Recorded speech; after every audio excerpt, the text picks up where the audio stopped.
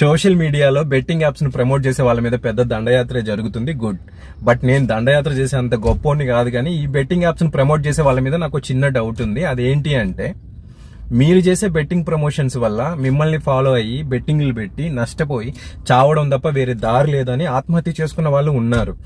అలా ఆత్మహత్య చేసుకోవాలని డిసైడ్ అయిన వాడు ఎవడైనా సరే ఒక స్టెప్ ముందుకు తీసుకొని, అరే నేను ఎలాగో చావాలనుకుంటున్నాను, నాలాగా బెట్టింగ్లు పెట్టి ఇంకా ఎవరు ఆత్మహత్యలు చేసుకోకూడదు అంటే, నేను ఎవడి బెట్టింగ్ ప్రమోషన్ అయితే చూసి నష్టపోయానో ఆ బెట్టింగ్ ప్రమోషన్ చేసిన వాడిని కూడా చంపి నేను కూడా చచ్చిపోతా అని చెప్పి డిసైడ్ అయితే,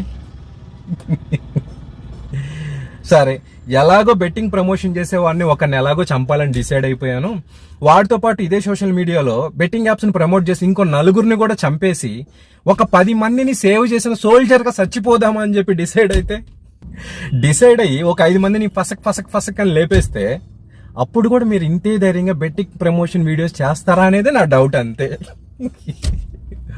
బట్ ఒకటైతే చెప్తానబ్బా, మీ కడుపు నింపుకోవడం కోసం ఇంకొకరి ఫ్యామిలీ గుండెల మీద గుద్దొద్దు, వాళ్ళకి కడుపు కోత మిగల్చొద్దు. మనం మనుషులమబ్బా, మనుషులు అర్థం చేసుకోకపోతే ఇంకెవరు అర్థం చేసుకుంటారు?